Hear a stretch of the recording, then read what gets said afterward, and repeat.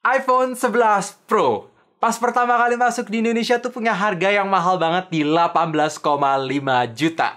Ya, semahal itu. Tapi 3 tahun setelahnya, kok makin menarik dilirik, minimal dijadiin wishlist. Secara untuk pemakaian jangka panjang masih sangat aman. Dan ditambah, harga toko online untuk X internasional tuh di 7 jutaan, sedangkan untuk X iBox di angka 8 jutaan, alias udah turun 50% lebih dari harga awal. Kira-kira, apa kabar iPhone 11 Pro di tahun 2022?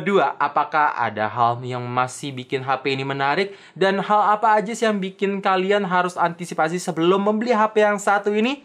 So, welcome back to Up To Date Aiden Channel. Nama gue Greg, dan langsung aja kita basa-basi. Let's check it out.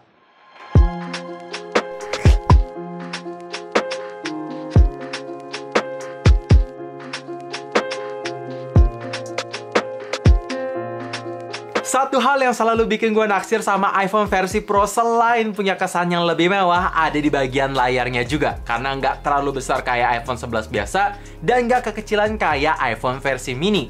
Ya, ukuran 5,8 inch tuh bener-bener enak dipegang, dan jempol berasa akrab banget kayak bestie. Yang nggak perlu pakai extra effort untuk jangkau ke atas kiri, kanan, ataupun bawah. Dan ngomongin soal kualitas layarnya sendiri, ya ini kalau mau dibandingin sama iPhone 13, masih menurut gue 11-13 lah ya. Kontrasnya ngangkat, vivid, vibrant, dan ditambah ketika kalian nonton konten HDR, itu brightness bisa naik lagi sampai 1200 nits, jadi makin cerah.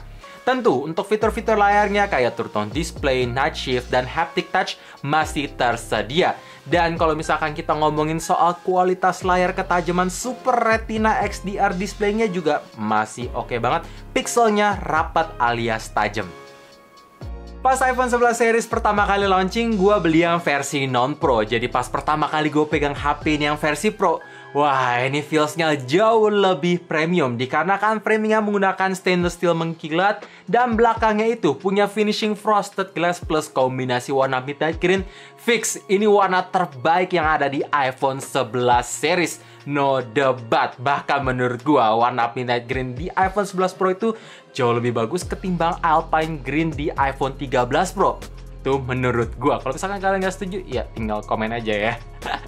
Tapi menurut gua asli ini warna midnight green-nya terbaik. Dan ditambah kalau misalkan kita pegang pun juga enak banget. Karena pinggir kiri kanannya masih melengkung, ditambah ukuran yang kecil juga. Jadi benar-benar compact. Oke, ngomongin soal build quality ya, tentu ini solid banget dan punya berat yang sangat ringan untuk kaca dan stainless steel, yaitu 188 gram aja. Emang sih kalau dilihat dari samping nggak tipis-tipis amat, tapi minimal bump kameranya nggak terlalu nonjol. By the way, HP ini juga ada fitur IP68 water and dust resistant. Jadi, ketika HP ini jatuh di kedalaman air 4 meter selama 30 menit, harusnya akan aman-aman aja. Tapi saran gue, jangan pernah dilakukan secara sengaja. Nanti warranty void, ya HP kalian nggak bisa diganti. Apalagi X-Inter. Wah, susah guys. Ini iPhone pertama yang memperkenalkan setup kamera boba atau kompor listrik. Ya, karena membawa 3 lensa. Untuk primary lens menggunakan resolusi 12 megapiksel f1.8, lensa kedua 12 megapiksel telephoto lens f2.0, dan terakhir ada 12 megapiksel ultrawide lens f2.4. Iya, jadi untuk semua resolusinya sama rata di 12 megapiksel. Dan untuk kualitas foto di kondisi daylight ketika foto cekrek sana sini, ya seperti ciras iPhone lah ya, nggak banyak yang dimainin. Dalam segi warnanya masih terlihat bagus, saturasinya bagus, highlightnya bagus, tajamnya nggak berlebihan karena extra software sharpeningnya pun juga nggak berlebihan. Hanya aja memang untuk HDR masih agak sedikit kelebihan, tapi overall masih terlihat bagus. Bahkan ketika kalian pindah ke lensa ultrawide di kondisi daylight itu pembedanya sangat-sangat minim. Benar-benar bagus. Dan ketika kita ngomongin soal kondisi low light, ya ini iPhone pertama juga yang memperkenalkan fitur Night Mode yang bisa kalian set mau 1 detik, 3 detik, 10 detik, sampai 30 detik ketika kondisi cahaya gelap banget. Kalau ditanya apakah bagus, ya tentu pembeda Night Mode dan versi normal itu jauh bikin kontras lebih ngangkat dan noise lebih berkurang. Tapi kalau misalkan kalian tanya, Bang, apakah bisa jalan di lensa ultrawide ya juga? Iya, sayang banget. Night mode di iPhone 11 series hanya bisa berjalan di lensa utama. Kalau misalkan di lensa ultrawide ya jadi agak berasa kurang tajam aja sih, dan cahayanya pun jadi lebih gelap. Jadi saran gue, pakai lensa utama selalu untuk bikin hasil foto tuh makin bagus lagi. Walaupun memang kalau kondisi malam, flare-nya itu atau pantulan dari lampu-lampu tuh emang iPhone sampai sekarang juga masih kayak gitu. Sekarang ngomongin soal kualitas perekaman video. Ini semua lensanya bisa support 4K 60 fps di 3 lensa kamera. Bahkan ketika kalian mau record, mau pindah lensa pun sekaligus, sekali record itu bisa pindah kemana-mana tanpa harus stop record, jadi jauh lebih efisien. Dan untuk perekaman video kamera depan, ya bisa support 4K 60 fps juga yang stabil karena ada tersedia IIS. Jadi kalau misalkan kalian content creator pemula ataupun profesional, kalau kepepet, ya iPhone ini nih udah lebih dari cukup. Spesifikasi iPhone 11 Pro ini masih sangat menjanjikan. Iya, chipset mengandalkan Apple A13 Bionic Chip, RAM 4GB, dan storage ada tersedia 3 pilihan. Base model di 64GB, 256GB, dan terakhir varian tertinggi di 512GB.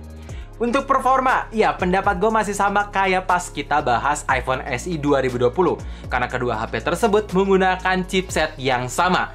Dipakai Genshin Impact rata kanan plus 60 fps pun sangat playable, walaupun memang berasa suhu yang agak panas ketika kalian main berjam-jam. Tapi frame dropnya sangat minim dan konsisten bisa lock di angka 50 ke atas. Sedangkan untuk game PUBG ya tentu bisa dapet di Ultra HD plus Extreme yang sangat playable, jarang ada frame drop plus gyroscope-nya pun lancar. Intinya kalau misalkan kalian mau main game apapun dari yang paling ringan sampai yang paling berat, gua rasa Apple A13 masih sangat bisa diandalkan. Oke, seperti yang gue bilang di awal video, HP ini tuh punya jangka panjang yang aman. Ya, nggak cuma punya performa yang ngebut aja, tapi dalam segi sisi software update pun masih panjang. Emang sih Apple nggak pernah belak-belakan bilang iPhone mereka bakalan support 4 kali software update ataupun 5 kali software update. Tapi kalau misalkan kita lihat pattern yang udah ada, setiap iPhone tuh minimal bisa terima 4 tahun software update. Kalaupun lebih ada sih 6 tahun di iPhone 6s. Jadi kalau misalkan kalian tanya, Bang, HP ini kira-kira bisa dapat software update sampai iOS berapa? Jawabannya di iOS 17 minimal. Kalau lebih, ya syukur banget ini bisa pemakaian makin panjang lagi. Dan kalau kita ngomongin soal user experience dari iOS sendiri, memang nggak bisa di-customize kayak Android, tapi ini yang bikin enak. Ekosistem, simplicity-nya, minimalisnya, enak banget dioperasikan tanpa harus perlu ribet-ribet, dan pastinya iklan di aplikasi bawaan sangat-sangat minim, kecuali di App Store ada ads ya sedikit, tapi itu based on personalization kalian doang. Performa ngebut plus software update panjang sebenarnya udah jadi alasan sangat kuat untuk membeli iPhone 11 Pro yang satu ini. Tapi kalau misalkan kalian bertanya gimana soal fitur, ya gue rasa masih bisa bersaing dan pastinya akan sangat kepake. Kayak Face ID punya peningkatan 30% lebih ngebut ketimbang iPhone XS seri sebelumnya. Jadi ya tentu unlock-nya bisa lebih efisien, walaupun ketika kalian pakai masker ya itu masih belum bisa. Musti iPhone 12 ke atas. Kalau sekarang ini mesti pakai Apple Watch, tapi ketika kalian lagi nggak pakai masker, ya ini ngebut banget. Kedua, NFC sudah mulai dibuka untuk third party apps yang jauh lebih banyak. Jadi kalau misalkan mau ngecek saldo e-money sampai top up saldo e-money dari iPhone, bisa, tapi harus pakai aplikasi tambahan. Ketiga, fitur wireless charging ketika kalian pengen ngecharge tanpa colokin kabel ke HP-nya juga bisa, dan itu support sampai 7,5 watt. Terakhir, untuk kualitas stereo speakernya ini masih yang terbaik di iPhone 11 series. Suaranya kencang dan kualitas suara overall nyaris balance. Jadi untuk kalian yang penasaran gimana sound quality-nya, make sure pasang earphone ataupun headset, langsung gua play. Tapi gue sekarang cari dulu. Be right back.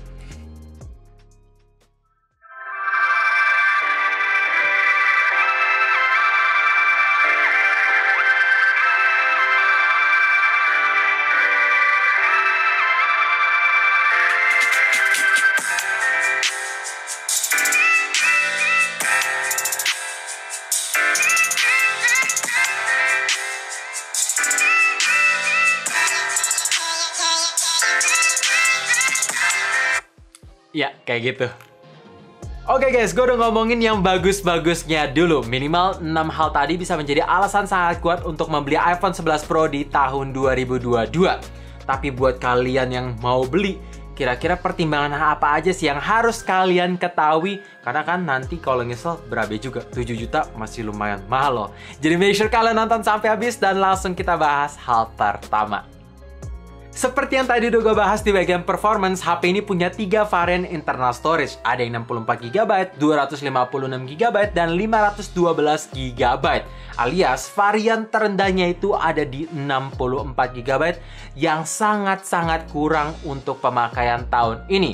Kalau misalkan dibilang cukup, ya menurut gue itu hanya cukup di tahun pertama. Di tahun kedua, kalian bakalan mesti ngapusin data-data tersebut.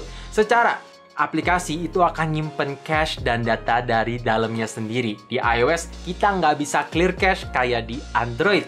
Terus, nyimpen foto ataupun video di resolusi tertinggi, wah itu ngabisin storage banget. Jadi saran gue, kalau misalkan kalian budgetnya mepet, nabung dulu aja ke 256GB biar pemakaian jangka panjang jauh lebih aman. Walaupun sekarang ini tersedia iCloud storage sih, tapi lebih enak punya storage dari fisik gitu loh. Nyimpannya fleksibel. HP ini emang menjanjikan untuk pemakaian jangka panjang. Iya, performa ngebut, software update-nya panjang, dan fitur-fiturnya komplit. Tapi kalau misalkan kalian mau gunain untuk jangka panjang, ada satu hal yang harus kalian perhatikan. Kalau Apple A13 Bionic Chip belum tersedia antena 5G. Jadi kalau misalkan kalian tanya, Bang, apakah bisa di-upgrade? Jawabannya ya tentu tidak. Kalian mesti upgrade iPhone-nya yang memang support 5G kayak di iPhone 12. Jadi kalau misalkan kalian pengen 5G, ya nggak mungkin sih. Emang 5G baru rampung di tahun 2024, dan kalau misalkan 5G udah ada, 4G pun masih bisa digunain. Hanya aja kecepatan speed download ataupun uploadnya itu nggak sekencang 5G sih. Jadi ya, itu hal yang harus kalian tahu. Nah, ngomongin di bagian layar, ini akan selalu menjadi kontroversial setiap tahunnya. Karena iPhone terbaru aja, iPhone 13 masih dibully karena punya notch yang lebar banget ketimbang HP-HP Android zaman sekarang. Apalagi yang satu ini, notch-nya itu jauh lebih lebar. Jadi kalau misalkan kalian nongkrong, rame-rame teman kalian tuh punya HP Android yang kekinian, ya ini akan kelihatan sangat-sangat jadul. Dan ditambah, refresh rate-nya tuh belum menggunakan promotion 120Hz kayak di iPhone 13 Pro. Masih di 60Hz aja. Apakah deal breaker? Ya sebenarnya 60Hz di iPhone sendiri udah mulus, tapi kalau misalkan kalian udah pernah coba promotion, ya ini bakalan berasa kurang sih. HP ini punya kapasitas baterai sebesar 3046 mAh. Ya, ini kecil banget kalau mau dibandingin sama HP Android lain. Bahkan kalau misalkan kalian pakai pemakaian intens kayak main game, nonton YouTube, scrolling Instagram, TikTok, dan balas chat WA menggunakan koneksi seluler data, wah sehari bisa ngecharge 2 kali. Ya, cuma bisa dapat screen on time 3 jam sampai 4 jam.